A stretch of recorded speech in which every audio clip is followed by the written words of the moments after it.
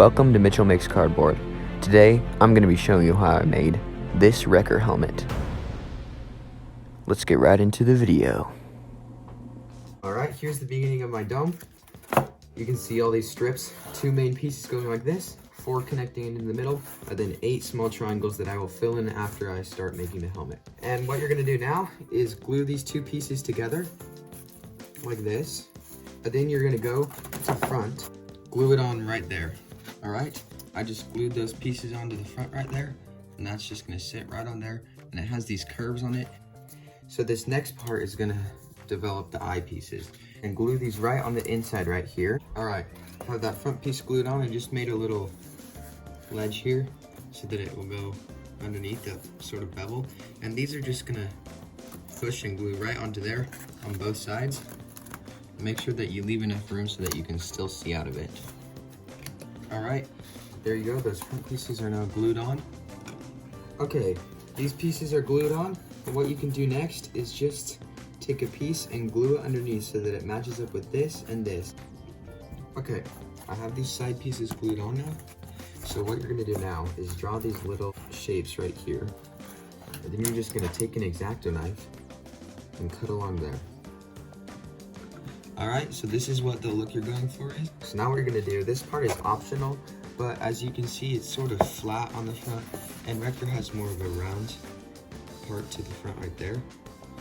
So in order to make it stay, I'm just gonna add a wire, but you can just use a hanger or some aluminum wire. It's pretty cheap. So what I'm gonna do is glue this piece right onto here. Alright, there you go. So this next part's pretty simple. You're just gonna take X-Acto knife and draw, make sure you're looking at a reference photo. But you can see I've drawn these lines on here. It just goes up along the top, wraps around in a circle, and then comes back down on the front right there. And it lines up with the edge of these marks in the front. You're just gonna take an X-Acto knife and cut through only the first layer and go all the way along.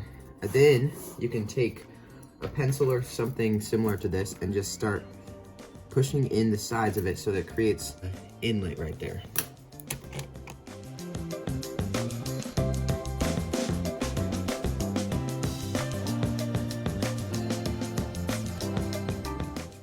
All that's left to do is finish up the back. So before we can do that, what we need to do is draw this sort of arched dome right here on the side. So what you're gonna do is just cut that out, and then we'll just glue it in at an angle. There's one, and there's the other one on this side. Alright, those side pieces are glued in at that angle right there. And now what you're gonna do is just take a piece, same width as this, and just take it and glue it all the way along the bottom here. Alright, that back section is all wrapped around. Just gonna get a piece of cardboard like this and go all the way over around the back, and make sure it's kind of at a little bit of an angle outwards. Alright, here we go. That is that back section right there. It just goes there, wraps around, connects in the back, and then continues to the other side. Alright, all that's left to do is add these sides in the back. So what I'm gonna do is these are the side pieces, just 2 strips of cardboard like that with that design on it. What I'm gonna do is just cut that design out, and then put another piece of cardboard behind it so that it creates that in effect on it. And then I can glue this exact shape back in. Alright, these pieces are pretty simple.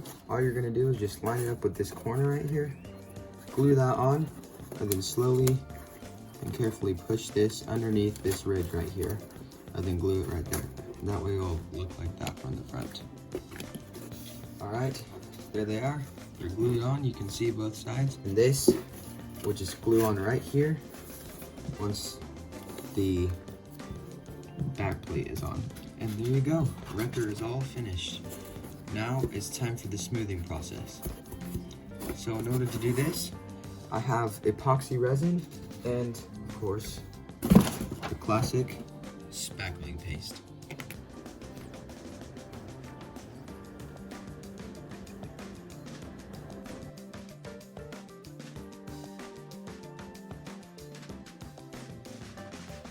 If you're new to resin, Basically what it is this hard plasticky material, and what you're going to do is mix the A and the B solution together and then cover the whole entire helmet with it.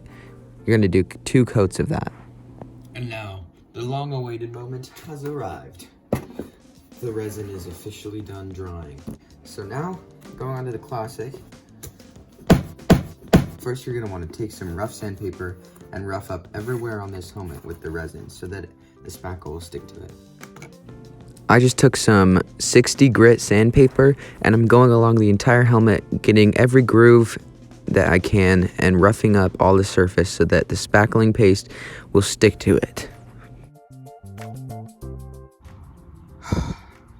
I really want a power sander.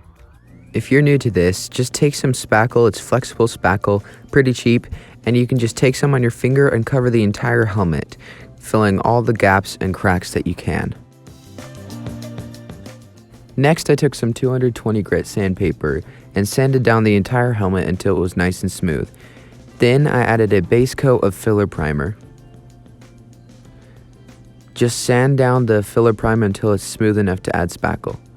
I added the second coat of spackle, going in and filling in all the extra gaps and cracks that I may have missed the first time. You can repeat this as many times as you like. Alright, so here's that finished smooth look. I just took a base coat of black and painted over the entire helmet except for this wraparound part in the back. Next, I mixed up some gray paint and painted over the entire wraparound part in the back. You can use gray spray paint if you want, but I didn't have any, so I'm just sticking to this gray acrylic paint. Next, I took my white paint and, looking at reference images, I carefully went along and drew the details on the front plate. This is pretty easy, just make sure you're referring to a reference photo frequently. So that weathering is all done. You can see basically what I did is I just took a brush with paint, then dried it off and brushed it all along. That's called dry brushing. And that's what I did for most of the weathering. This white here was like a little extra paint than usual. Just on those lines, make sure you're looking at a reference photo. And then same for the top here. So all that's left to do is I'm gonna use the same visor that I used for my Boba Fett helmet. And this is green, but basically it's a replacement grinding visor. You can find it on Amazon. It's very flexible, as you can see. So you're just gonna use this as the visor. You're gonna cut out a little piece, and then you're gonna glue it on the inside, and that will be the visor for both of the eyes.